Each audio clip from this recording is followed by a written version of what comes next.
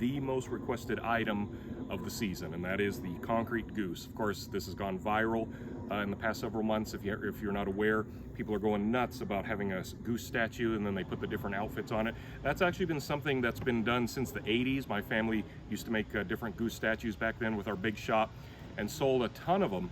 And I personally find it kind of funny that it's just come back like it's a new thing and people are going nuts for it. But hey, if it's good for business, I'm all about it. So this is the goose statue that is made from the mold that I currently sell on my online store at rubbermoldman.com. So a little free plug for me there.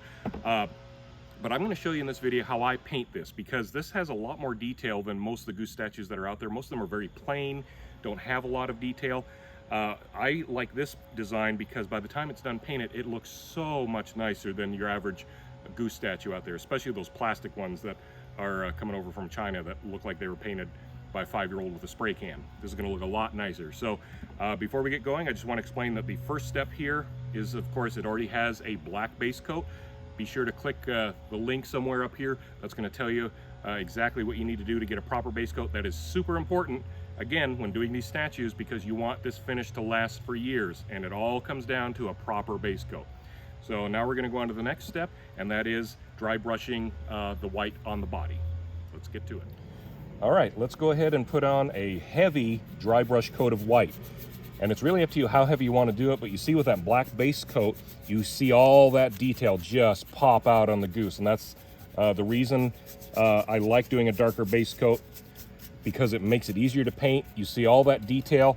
And of course, the base coat is what is going to be the basis for a long-lasting finish. Again, check out my info on that and why it needs to be done properly, and it's so important. But I'm just going to do the whole body now, and we'll be right back for step 2. Okay, now we're going to work on the base. We're going to start with a dry brush coat, fairly heavy, of a darker green. And you don't have to worry about getting it over the feet and the legs, because we're going to come back and take care of those. Just try not to get it onto the body of the goose where we've already painted white. And if you do, you just come back with a little bit of white. And in fact, I'm probably going to finish this green up with a smaller brush just to be careful and get it right up to the body of the goose. But again, we just go heavy here with this green, just let a little bit of the black through, and then we're going to come back for the next step here on the base. All right, now that the darker green has dried enough, we're going to go in with a very light dry brush coat of some lighter green. And what this is going to do is just make the grass pop out. Very simple. You don't need to put much thought into it. Just kind of let the brush do the work, do a simple dusting motion with a bit of that light green over it, and it'll just hit the highlights, and it looks really nice now.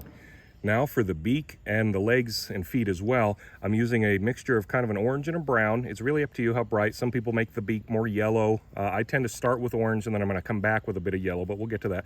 And for this, I do it pretty heavy. It's almost a detailed finish, but I still kind of do the dry brush so you see the nostril will show through and a bit of the mouth.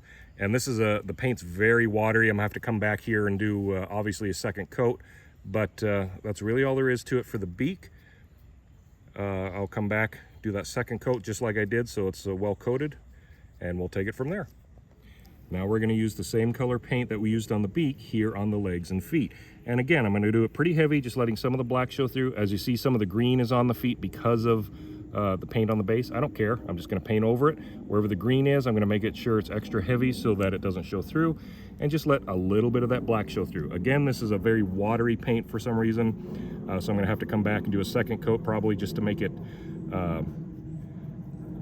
as nice as I want it to be. This is a little too watery for my taste, but as soon as I'm done that, we'll come back for the next step on these pieces.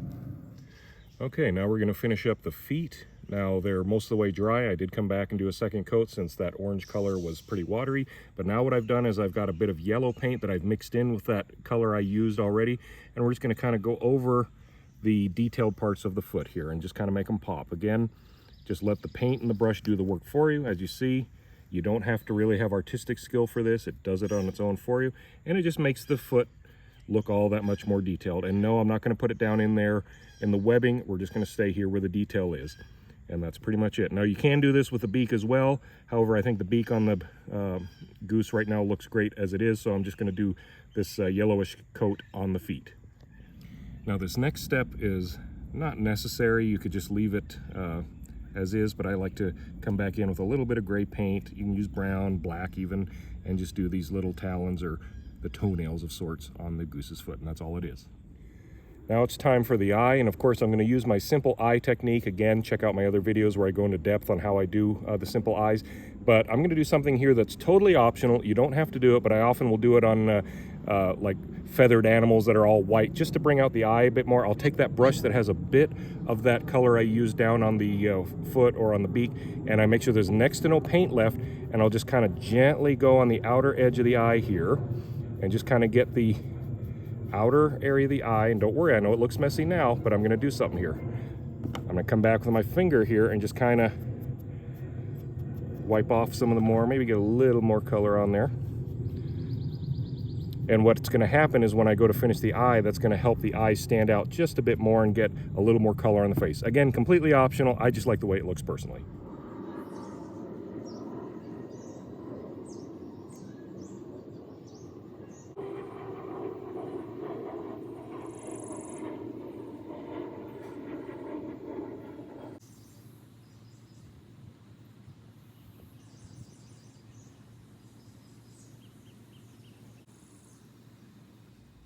And we're done. All together, without counting drying time, this probably took between 10 to 15 minutes total to paint.